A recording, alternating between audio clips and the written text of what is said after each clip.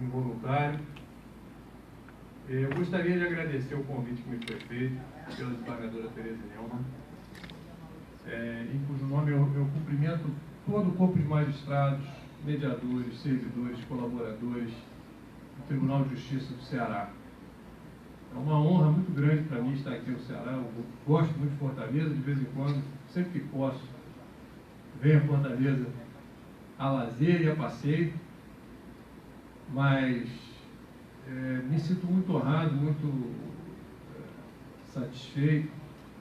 É um prazer muito grande poder compartilhar com vocês algumas experiências, algumas reflexões sobre esses temas que nos desafiam no nosso cotidiano de trabalho, como membros do tribunal, como mediadores, como servidores e colaboradores, e também como cidadãos, na busca por uma sociedade mais justa, mais equilibrada e mais pacífica. É uma honra muito grande vir aqui ao estado do Ceará. Acho que era um dos poucos estados que eu ainda não havia visitado assim, em caráter oficial. Eu tenho andado por aí falando sobre temas que dizem respeito às novas formas de acesso ao sistema de justiça, de acesso ao ordenamento jurídico, à solução dos conflitos. E o que tem me motivado é a receptividade, o interesse demonstrado pelas pessoas de um modo geral, pelos magistrados e mediadores em particular, por essas novas modalidades que nos chegam agora, bem recentemente, com as quais a gente precisa lidar para prevenir, tratar e resolver os conflitos da sociedade. Essa é a nossa missão, essa é a nossa função. De modo que eu espero poder compartilhar com vocês algumas das reflexões e algumas das experiências que nós temos tido ao longo desses últimos anos, em especial no Rio de Janeiro, em geral no Brasil, trazendo também algumas luzes de outros países que em um ou outro ponto já tem a experiência que nós ainda vivenciamos. Eu espero, então, poder contribuir, de alguma forma, para a reflexão dos senhores e espero, sinceramente, o retorno com as críticas, sugestões, ideias e proposições para que esse nosso encontro não seja um monólogo, mas ele seja um permanente diálogo em aberto e em construção. As redes sociais estão aí para isso mesmo. A gente vai embora fisicamente, ou fica distante, mas a internet nos mantém próximos e interligados permanentemente. O tema que eu me propus trazer a vocês e conversar com vocês é desse momento de renovação, desse momento de ruptura, de revolução paradigmática que nós vivenciamos e em cujo limiar ainda nos encontramos. Se a gente puder estabelecer um marco inicial para esse processo disruptivo, eu diria que, pelo menos para dentro do sistema de justiça, eles vieram com o novo Código de Processo Civil, a Lei de Mediação e um pouco antes com a Resolução 125.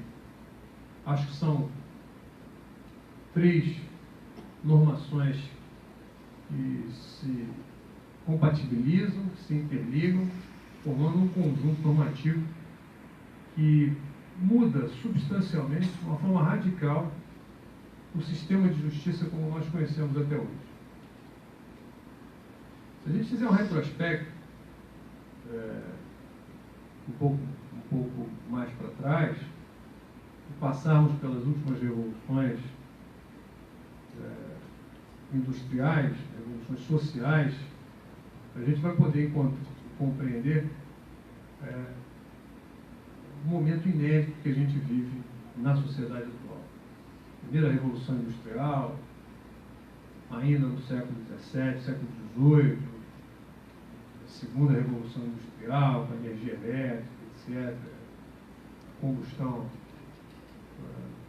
o combustível, o petróleo, terceira Revolução Industrial, com os processos de digitalização, a informática chegando muito próximo de nós, e atualmente a gente vive o que se chama de quarta Revolução Industrial, com uma revolução completa dos meios de comunicação, de produção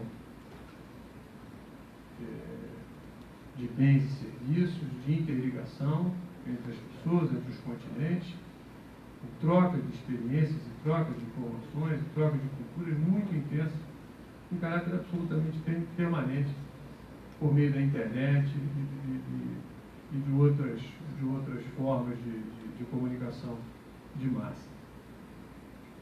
Esse não é um movimento isolado, esse é um movimento que vem no bojo da própria evolução da sociedade. Nossa sociedade, por exemplo, até a década de 70, de 60, de 70, era uma sociedade eminentemente rural, que vivia um período de absoluta simplicidade em comparação aos dias atuais, e em pouco menos de 40 ou 50 anos se transformou radicalmente, adensando as cidades, estabelecendo novos tipos de relações, tornando-se muito mais complexa em relação àquela que nós conhecemos há poucas décadas atrás. Isso não é, como eu disse, um movimento isolado, nem na área da tecnologia, nem na área da sociologia, mas é um movimento de toda a sociedade, um movimento planetário que modifica as nossas relações sob todos os aspectos. O sistema de justiça é impactado por essas revoluções ocorridas, e o resultado é o que a gente constata no dia a dia, como magistrado, como servidores, também como mediadores. Um volume brutal de processos que não consegue ser atendido a tempo e a hora, de um modo razoável e individualizado, como se exige, para a produção de um resultado qualificado e satisfativo. No mais das vezes, o que nós temos vivenciado é um modelo industrial adaptado ao sistema de justiça. Não apenas ao sistema de justiça. Se a gente olhar para o aparato médico, assistência hospitalar, se a gente olhar para os temas penitenciários, se nós olharmos para a educação, nós vamos perceber que todos eles obedecem a alguns parâmetros que são típicos de modelos industriais. Tudo é em massa, tudo é padronizado, com rigor de sequenciamento para a produção de um resultado final. O fato é que o meio de caminho, que é o que interessa, eu digo isso não apenas acerca do processo judicial, não importa a sentença apenas, assim como não importa se o aluno vai passar de ano, assim como não importa se o paciente vai receber alta. O que importa é se durante o curso do processo as pessoas foram adequadamente atendidas, se o paciente foi adequadamente atendido pelo médico e se o aluno na escola foi adequadamente orientado por seu professor. O modelo industrial nos priva dessas relações interpessoais mais próximas em favor de um benefício, de um suposto benefício advindo com a celeridade e a produtividade a qualquer preço. Mas nós também não podemos ficar alheios à necessidade de uma produção maior, preocupados em demasia com a realidade interna de cada processo, seja lá qual for o processo. Então é preciso haver uma combinação entre esses dois fatores, de modo que eles possam, conjugadamente, resultar no melhor proveito possível para as pessoas que precisam dos serviços públicos em seu próprio favor. Com essas novas normatizações, no campo do sistema de justiça, nós conseguimos algumas ferramentas que nos levam a enormes possibilidades para tratar de modo adequado e a tempo certo os conflitos que nos são apresentados. O sistema de justiça, que até pouco tempo concentrava todas as divergências sociais, das mais triviais às mais complexas, e cujo único produto era a sentença, a partir de agora, conta com outras possibilidades de tratamento e solução dos conflitos que não apenas o processo judicial. A mediação, a conciliação, principalmente a conciliação, era a nossa antiga conhecida desde a década de 80, final da década de 70 do século passado, foi revisitada e requalificada por absoluta inapetência dos métodos tradicionais, como processo, para tratar de conflitos de uma sociedade cada vez mais complexa. É trivial que o processo seja cadenciado, seja sequenciado, que entre os atos exista tempo necessário para amadurecimento, para reflexões, muito apropriado para os conflitos interindividuais simples. Mas quando se trata de conflitos de massa e conflitos diversificados e conflitos de uma sociedade hipercomplexa e hiperveloz, o processo deixa de ser o melhor instrumento em muitos dos casos, tornando-se, ao contrário, um fator de dificuldade no atendimento do conflito social. A gente precisa notar que há uma diferença enorme entre o conflito social, o conflito real, o conflito sociológico e a produção de uma sentença. O conflito social, do conflito social até a produção da sentença, há uma criptografia do caso real que torna absolutamente incompatível a decisão proferida com o caso acontecido. Quando acontece algum tipo de conflito na sociedade, o primeiro decodificador é a própria pessoa envolvida, que apresenta os fatos para o seu advogado. O seu advogado faz a primeira decodificação, a primeira criptografia desses fatos sociológicos, tornando-os articulados legais. Ele pega aquele conflito social e amolda a legislação, tornando-o jurídico e em forma de articulados legais, de caráter petitório. Para tanto, ele usa um processo, que é um mecanismo essencialmente adversarial. No processo, a divergência, o conflito, torna-se litígio, briga, que exige atuação estratégica, exige planejamento, que exige defesa antecipada, exige agressão antecipada, e cujo objetivo é a vitória, sem maior preocupação com a tramitação em si. A partir daí, aqueles articulados que decodificam aquele conflito, traduzido pela parte envolvida, é submetido a um verdadeiro embate no processo. E, por fim, há mais uma decodificação, a partir de uma interpretação resultante daquele embate no processo, pelo juiz, que vai, então, materializar o seu entendimento, o resultado daquele embate probatório e argumentativo, numa sentença. Se nós pegarmos a sentença e compararmos o fato acontecido 3, 4, 5 anos antes, vamos ver que eles são absolutamente incompatíveis. Eles são incompatíveis temporalmente, porque entre o fato e o resultado decorreu um prazo extremamente relevante para justificar uma suposta pacificação daquele conflito. Às vezes o que pacifica o conflito é o tempo, e não a sentença. Ele tem uma incompatibilidade ontológica, material, porque o fato retratado na sentença, em forma de articulados jurídicos legais, normalmente pouco tem a ver com a realidade factual, sociológica vivenciada pelas partes. Eu ilustro isso com um caso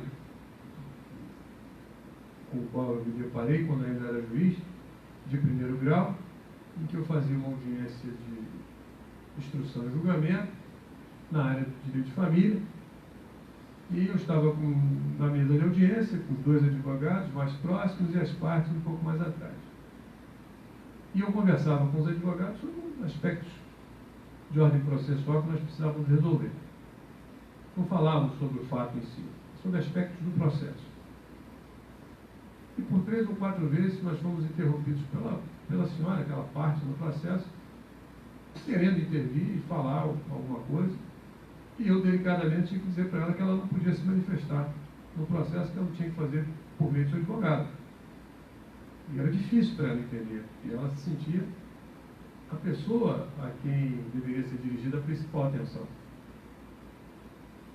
Até que em determinado momento ela não se conteve, se exasperou um pouco mais. Olha, o que vocês estão falando não tem nada a ver com o que eu preciso. O meu problema é outro. Eu não estou entendendo o que vocês estão falando. Eu percebi então que as questões processuais já haviam se tornado secundárias em relação ao drama que aquela mulher estava vivendo. E pedi aos advogados que eles trocassem de posição com seus clientes, que então eles se aproximassem. Mais próximo das partes, eu pude ouvir da parte da moça que o que ela queria era muito singelo, e que nem o advogado e nem eu estávamos conseguindo traduzir de uma forma mais próxima possível da sua realidade, nem da melhor forma possível. E com muita simplicidade ela me disse: olha, eu preciso apenas definir essa situação, é só isso. E isso já tem muitos anos, e a partir dali isso me provocou um exercício de autocrítica para entender que o processo é muito, mas não é tudo. E em boa hora o nosso legislador de 2015 percebeu isso, criando mecanismos que estabelecem relações entre o sistema jurídico processual com outros sistemas. O sistema jurídico processual tem várias saídas por meio de válvulas comunicantes com outros sistemas, de outros saberes, que não estritamente jurídico. Tanto assim que no primeiro ato do processo, uma vez admitida a inicial da ação ajuizada, existe o primeiro vaso comunicante intersistêmico. Nós saímos do sistema processual para um outro sistema, absolutamente negocial, e vamos para uma audiência de mediação, ou para uma sessão de mediação. Essa sessão de mediação, cabe dizer aqui, tem sido muito mal explorada, principalmente pelos juízes. Talvez ainda apegados ao formalismo processual, ao instrumentalismo processual, que já resta superado. É preciso entender que o processo pode ser um eixo, mas ele não é tudo. Por meio de uma audiência, por uma sessão de mediação, o juiz deixa de ser um julgador artesanal e passa a ser um gestor do caso, ao invés de um administrador de processo. uma vez que ele remeta o caso ao núcleo de mediação, ao centro de mediação, uma câmara privada, uma mediadora autônoma, ele passa a gerir o caso, que é entregue temporariamente a um profissional capacitado em técnicas de diálogo e construção de consenso, e que se torna a sede de uma série de possibilidades. Porque numa sessão de mediação, ou na esfera do sistema negocial, com autorização do Código de Processo Civil da Lei de Mediação, as partes sozinhas ou com a assistência de um terceiro neutro imparcial podem reelaborar o conflito, melhor atendendo aos seus interesses, e compor criativamente inúmeras soluções, inúmeras possibilidades de solução, que o processo não contempla. Pelo contrário, o processo impede que isso aconteça. E o juiz deveria ser um incentivador de uma solução negociada,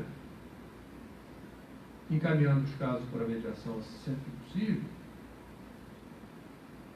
estimulando as partes a adotarem criativamente, com ou sem assistência de terceiros profissionais, o melhor encaminhamento e solução do seu caso. Nós exploramos apenas a figura do mediador ou do comediador durante aquele breve período, aquela intercorrência logo no início do curso do processo. Mas não se resume a isso. Um caso no sistema de mediação, de autocomposição, ele pode passar por um desenho de sistemas, ele pode passar a se tornar um painel de disputas, ele pode fazer um mecanismo híbrido, ou paralelo, ou sequenciado de mediação e, por exemplo, de arbitragem. Ele pode engendrar uma série de possibilidades, inclusive alterando a relação subjetiva, trazendo outras pessoas que não estavam ali, substituindo algumas, e contemplando questões que não foram tratadas no processo. E mais, diferindo isso no tempo, coisa que uma sentença não consegue fazer. Pactuando formas sequenciadas no tempo para a solução do conflito. O mediador, portanto, pode e deve lançar mão, sob a supervisão, sob a gestão do juiz, de peritos, de profissionais de outras áreas, de avaliação de um terceiro neutro, sempre em favor da construção de um consenso, que não seja absoluto, mas que seja parcial, pelo menos. E se ainda assim esse consenso não for alcançado, ou não for plenamente, as partes devem ser estimuladas pelo juiz e pelo próprio mediador a entabularem convenções sobre o próprio procedimento, adequando o rito do processo à realidade que vivenciam, em busca de uma melhor solução, alternando a colheita de prova, a sequência das audiências, prescindindo de recurso, a realização de uma determinada diligência. Vejam que o juiz deixa de ser um julgador artesanal e passa a ser um gestor do processo.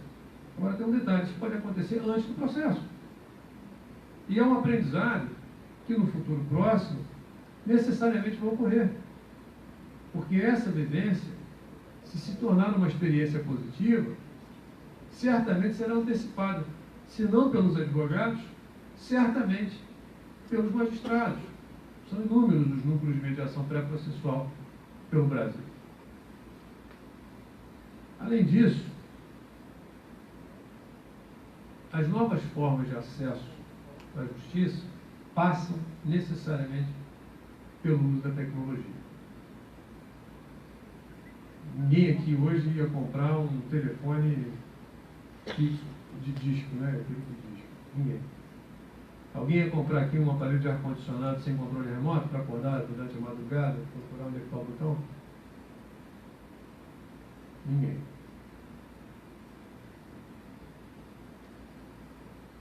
A internet, os recursos tecnológicos de modo geral, fazem parte do nosso cotidiano, mesmo sem a gente saber e mesmo se a gente questionar.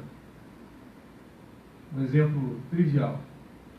Quando se faz um exame de sangue, e a gente vê tudo escrito lá no exame, né? Todos aqueles nomes esquisitos, com aqueles numerozinhos mais estranhos ainda. Quem faz aquilo é um sistema de computador, não é uma pessoa. Não tem ninguém contando aquelas plaquetas, leucócitos e fotos. Quem faz é um sistema de computador. Alguém questiona isso? Se der errado, um falso positivo, repete o exame. Se ainda assim estiver ruim, troca de laboratório e faz outro exame. Alguém questiona isso? Quando alguém passa no radar eletrônico e leva uma multa, alguém questiona se o sistema do radar está correto ou não? Não digo que não deva ser questionado, mas via de regra, o sistema funciona. Então esses sistemas fazem parte da nossa vida. Eu sei que aqui pouca gente deve usar o WhatsApp, acessar o Facebook, e-mail, né? E-mail é coisa de antigo. É antigo. Mas algumas pessoas já usam, são mais modernas, já o WhatsApp, né? Isso está naturalizado para a gente.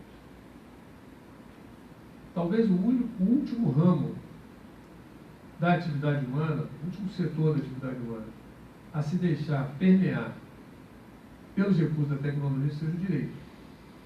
É natural que seja assim, porque o jurista, o homem do direito, ele é, por definição, conservador e tradicionalista. É natural, porque essa é a vivência do homem do direito.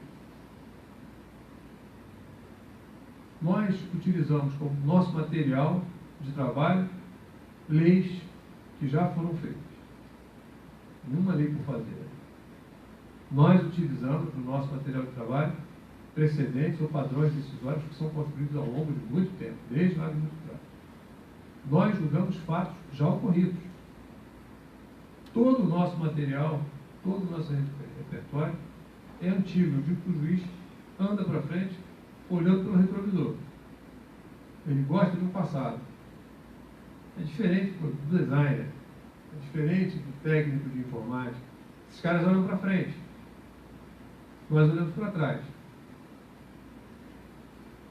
Mas chega um momento em que é impossível prosseguir apenas com o material que nós temos em mãos.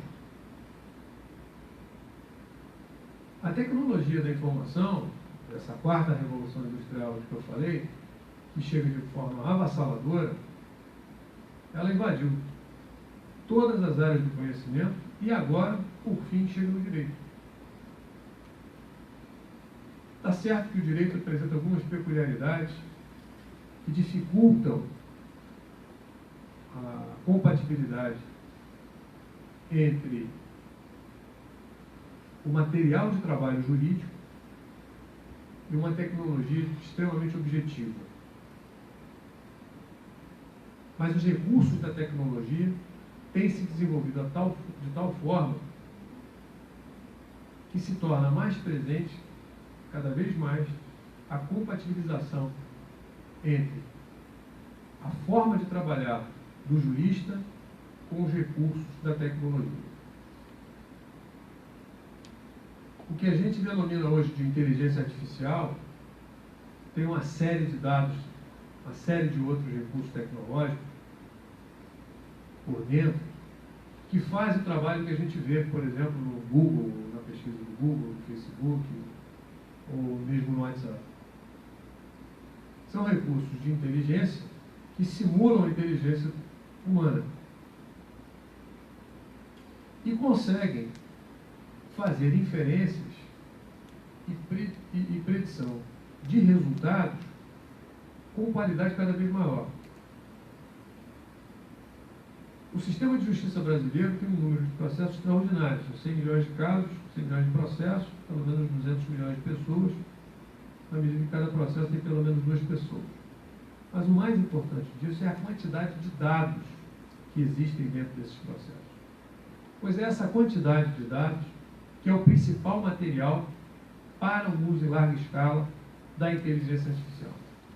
Chamado Big Data, ou Big Data, um grande volume de dados, uma vez trabalhados, garimpados, selecionados, recombinados inúmeras vezes por um sistema de alta inteligência, é capaz de elaborar resultados típicos daquilo que a gente vê no Google, quando a gente recebe uma propaganda de algo que a gente viu casualmente horas antes ou dias antes. É esse nível de inteligência que começa a chegar no direito. Alguns recursos tecnológicos que existem hoje já são surpreendentes para a gente. E tem uma aplicação muito imediata no direito. Vou te trazer um exemplo para isso.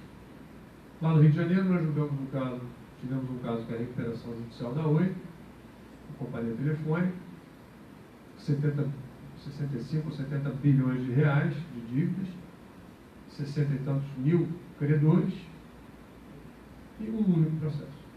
É o juízo da recuperação judicial, o juízo universal, ele atrai a competência para todos os casos relacionados à recuperação judicial.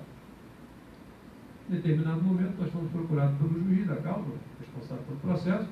Agora, é impossível, se cada um fizer um pedido de habilitação de crédito, a gente inviabiliza, não apenas a vara, mas o tribunal inteiro. Imagina, da noite para o dia, 65 mil pedidos, mais as suas impugnações, mais os recursos, enfim. E o caso, então, a pedido do Ministério Público, foi remetido para a mediação. E na mediação, sem querer me alongar muito nos detalhes, mas foi feito um desenho de sistema. Um desenho mesmo, literalmente. Pegamos uma cartolina e fizemos um grande desenho, contemplando todos os fluxos, todas as possibilidades de dados, parametrizando todas as informações, de modo que pudesse criar um itinerário inteligente, com as alternativas se sucedendo, até alcançar um resultado sem que ninguém estivesse do outro lado, apenas com o próprio sistema. Esse sistema foi construído em pouco tempo, tempo recorde, pouquíssimos meses, 2, 3, 4 meses. Foi testado, os mediadores foram treinados, todo o sistema online, e imediatamente no dia que ele foi colocado no ar, milhares de pessoas se credenciaram e passaram a negociar com o próprio sistema e a receber aquilo que haviam acordado dentro de um processo de negociação absolutamente automatizado.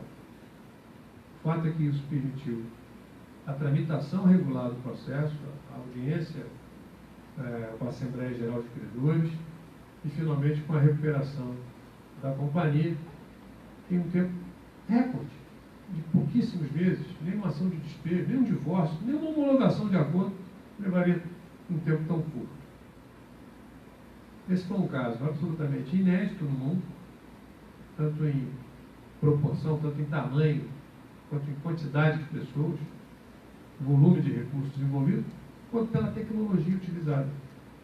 É um grande case aqui no Brasil, no Rio de Janeiro, que nós temos para exportar para o mundo. E que funcionou. Nós agora estamos numa segunda fase em que o sistema continua de pé, as pessoas continuam se habilitando com questões mais complexas e contam com a atenção de um terceiro facilitador, de um mediador também online, que é acionado pelo celular, uma vez que seja sorteado, para fazer uma mediação a qualquer hora do dia ou da noite. O sistema está 24 horas no ar.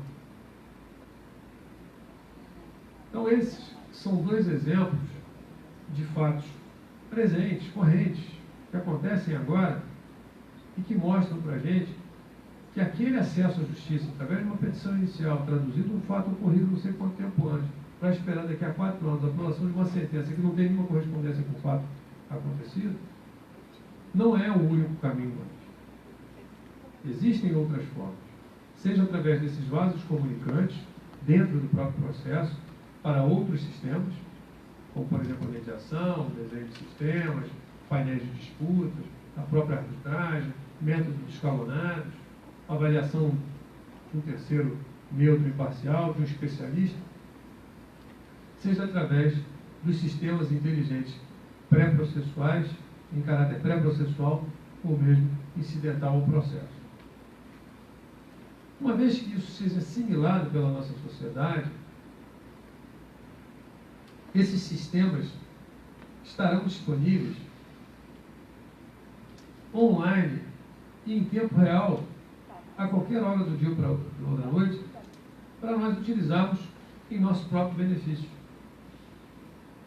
atendendo a maior comodidade possível, a maior acessibilidade possível, a um direito de conectividade que todos nós devemos ter.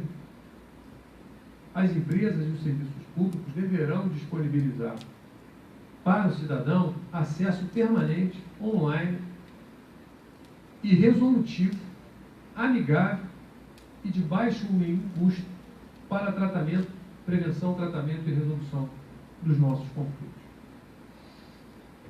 A participação do juiz na construção dessa política pública é fundamental, que uma vez que os litígios ainda estejam concentrados no sistema de justiça, é indispensável que o juiz seja um protagonista dessa política pública, incentivando o uso dos métodos dentro do processo e fora do processo, e principalmente antes do processo. Também os advogados têm uma participação fundamental, que eles são os primeiros tradutores e são os provocadores do sistema de justiça. Se os advogados adotam uma forma de advocacia colaborativa, empenhado na solução consensual e prévia do conflito, também estarão ajudando a fomentar a política pública da consensualidade e da pacificação. A qualificação dos mediadores em permanente treinamento, em razão da atividade substitutiva da vontade das partes, ou da iniciativa das partes, ou da atuação do juiz, portanto, extremamente importante, de extrema responsabilidade, é absolutamente necessário. O mediador deve estar em permanente formação, se especializando, se for o caso, para atuar numa determinada área, mas se mantendo em construção permanente, aberto, não apenas aos saberes relativos à mediação em si, mas às informações de outras áreas, de outras ciências.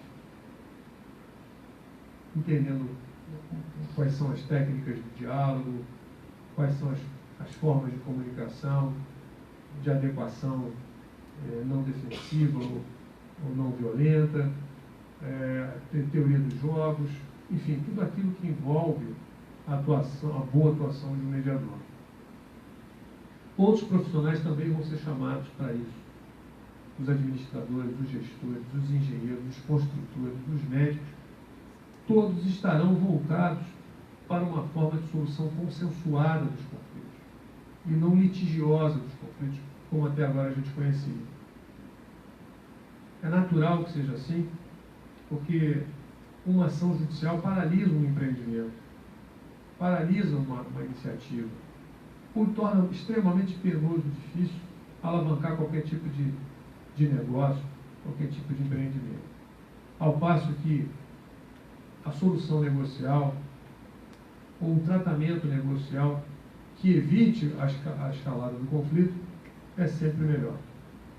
Não é à toa, não é por outra razão, que os segmentos empresários, como os da construção civil, como da área de saúde, estão constituindo painéis de disputa internos, integrantes à própria estrutura, como ponto para acompanhamento, tratamento, prevenção e solução dos conflitos que venham a surgir em decorrência da sua própria atividade. Essa é uma área típica de atuação do mediador que se especializa também em processos de gestão, em compliance, em políticas de conformidade, em desenho de sistemas organizacionais, desenho de sistemas relacionais, sair um pouco daquela visão típica, clássica de um mediador de conflitos interpessoais simples. Não que esses não tenham lugar, mas é que as possibilidades de atuação do mediador são ilimitadas, são infinitas. isso também começa a atingir o poder público.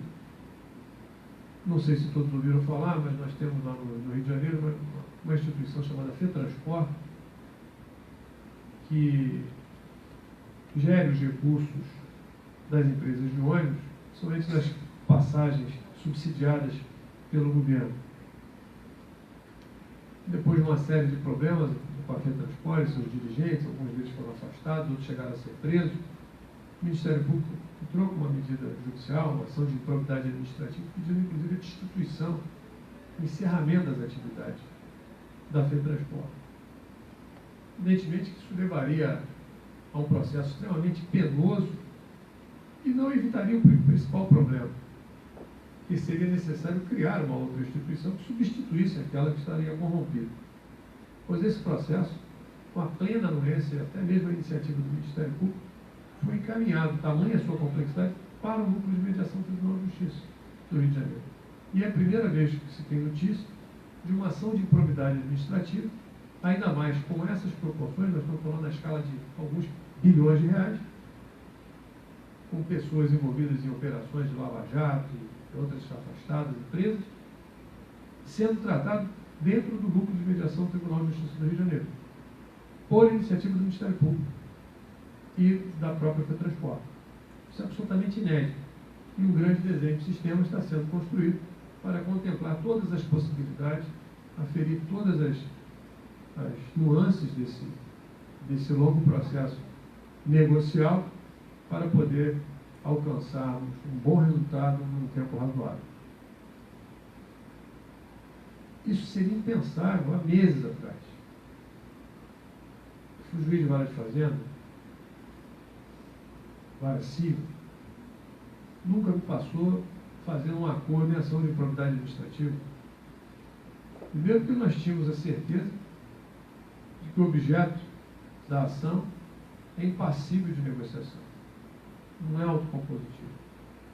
E hoje esse contexto começa a sofrer algumas mitigações à medida que nós temos, até no âmbito penal, a possibilidade de negociação envolvendo bens que são tutelados de uma forma extremamente mais séria, direito à liberdade, etc.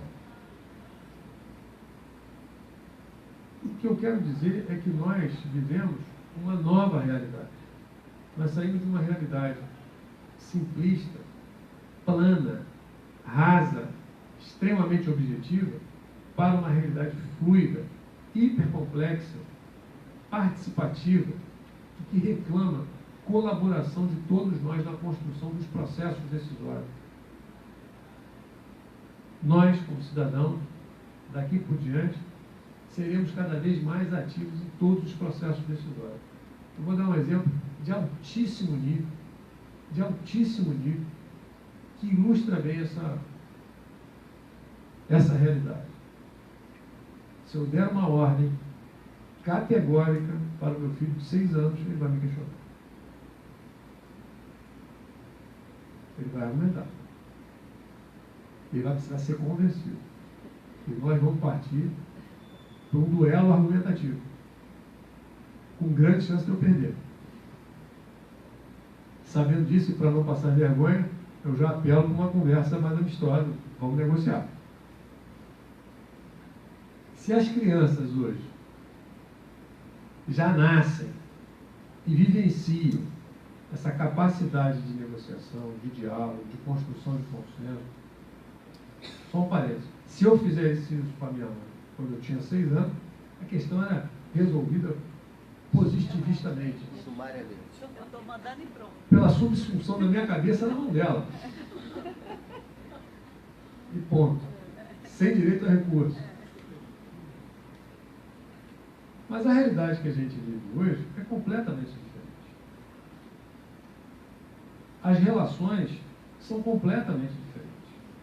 Mesmo as de núcleo básico da sociedade, como as relações familiares, a própria composição familiar, a própria pessoa pode, se assim entender deliberadamente, fazer redesignações individuais, como de gênero, como de sexo, como de nome, como de identidade civil.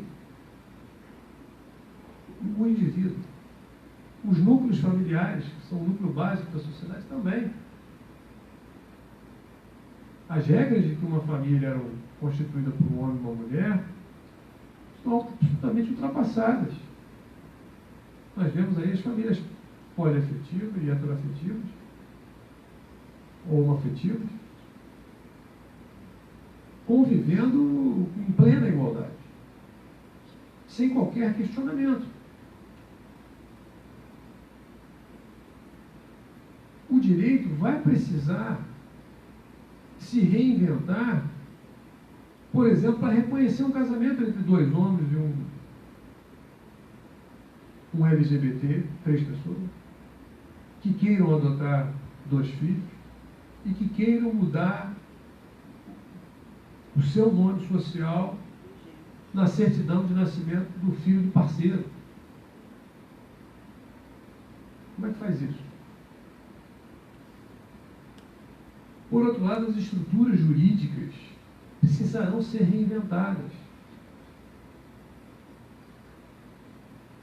As novas tecnologias, como por exemplo blockchain, que pretendem se confirmar como uma relação encadeada de blocos imutáveis de dados, podem tornar obsoleto ou desnecessário, por exemplo, os cartórios. E mesmo os processos judiciais. Se concordamos que no ambiente fechado de blockchain, podemos tratar a solução dos nossos conflitos de uma forma equânime e justa. Eu lembro que o caso clássico de um país quase que plenamente informatizado é o da Estônia, em que a burocracia estatal foi reduzida em mais de 95%. Mais de 95%. A burocracia estatal da Estônia corresponde a 5% de um país das suas dimensões com a sua população. Tudo é feito em ambiente digital. Tudo é feito de modo absolutamente seguro e objetivo em ambiente digital. Ainda que nós não estejamos a um passo desse modelo, é para lá que nós caminhamos. E nós precisamos nos reinventar. Mesmo os processos legislativos, mesmo as leis, os institutos jurídicos precisarão ser adaptados. Os conceitos de coisa, de documento, de negócio jurídico precisarão ser adaptados a uma realidade digital.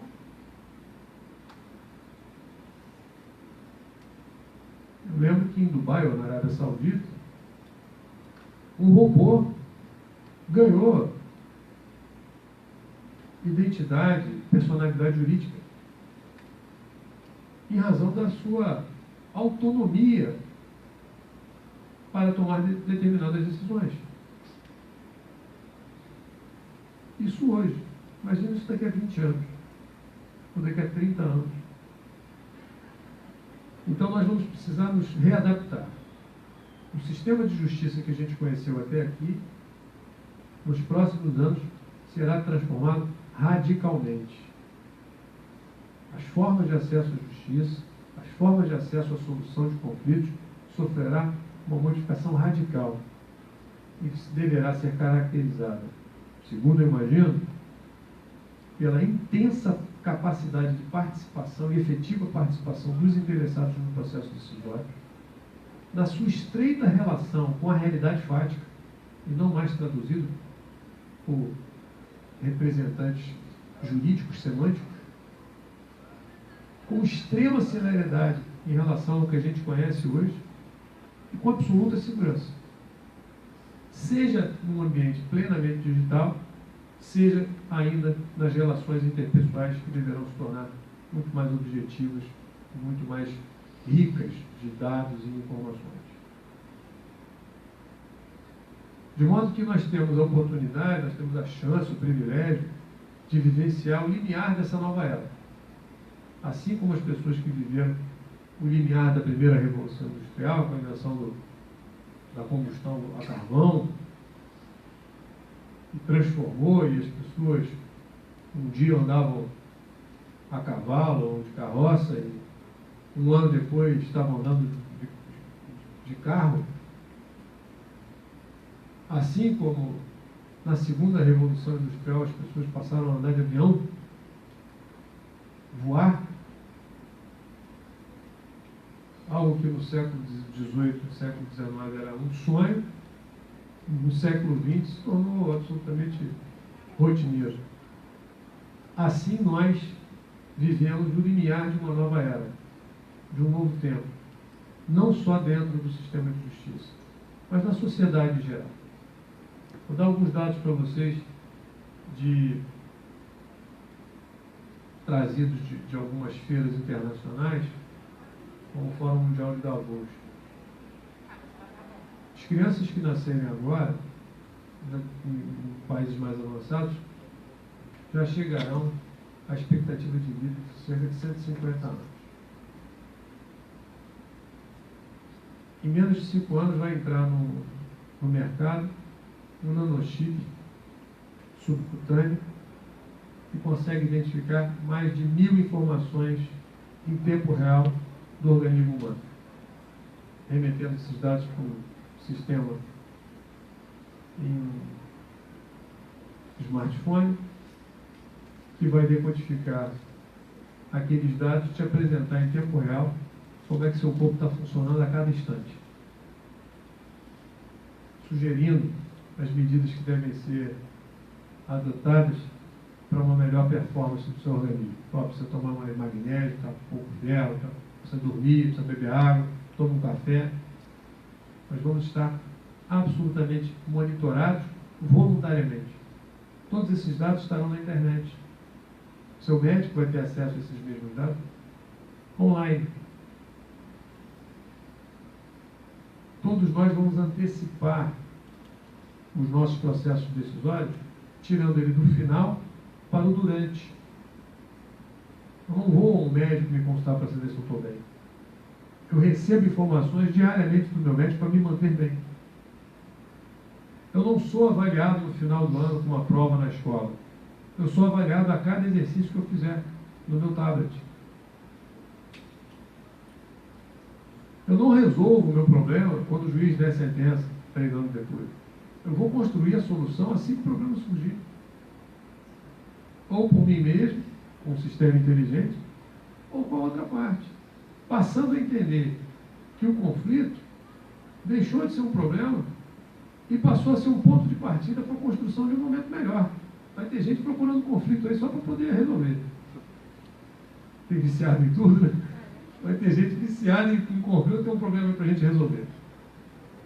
Porque a experiência vai mostrar que nós vamos poder dar saltos de qualidade na nossa vida, questionando se a nossa acomodação é realmente boa.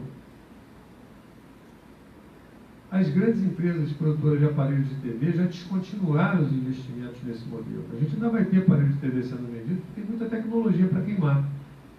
Mas já está pronta para entrar em circuito comercial a TV 32K por holograma, desse tamanho.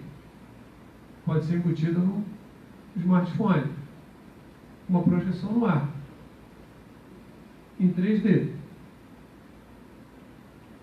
Talvez a gente pegue um pouco disso, mas a próxima geração certamente vai tratar isso com absoluta normalidade e não vai entender como é que tinha televisão com transistor. Você tinha que levantar e ir lá e rodar o canal, só tinham 3. Então essas são algumas das milhões de opções, de novidades, que nos chegam todos os dias, dos mais diversos setores, e que vão fazer parte do nosso cotidiano, dentro e fora do sistema de justiça. De modo que,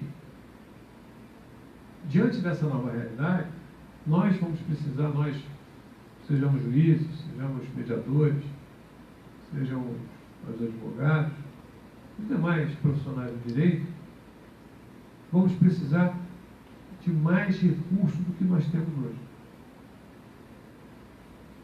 Eu, quando fiz concurso para juiz, 30 anos atrás, quase isso, não tinha internet. Ou ia para a biblioteca, ou ficava só com código. e com os poucos livros de doutrina que tinha. Hoje isso, o sujeito, acho que nem o estagiário do primeiro ano se contenta com isso. O acesso à informação permanente e sem limite vai nos exigir uma capacidade para lidar com essas informações. E o sistema de justiça e seus profissionais vão precisar se reinventar.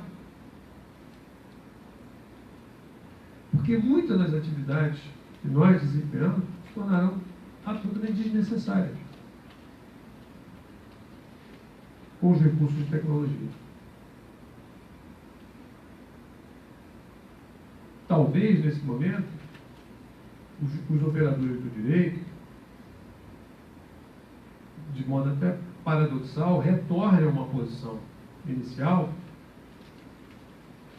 e passem a ser, ou voltem a ser, operadores artesanais para a solução daqueles conflitos que tenham passado por uma série de filtros sociais e ainda assim não conseguiram a sua plena solução. Pode ser, então, que nós nos requalifiquemos como magistrados, como mediadores, e todo esse volume excessivo de dados que passam por nós sem que nós consigamos sequer enxergar, e essa é a realidade, nos sejam novamente apresentados em caráter absolutamente artesanal, que a gente possa ler uma petição com bastante cuidado, bastante devagar, de forma reflexiva e meditativa, se for o caso, marcar uma audiência especial para ouvir a parte. Olha isso. E buscar outras formas de entendimento, e se não der certo, a sentença como último recurso para colocar um ponto final, pelo menos no aspecto jurídico daquela questão.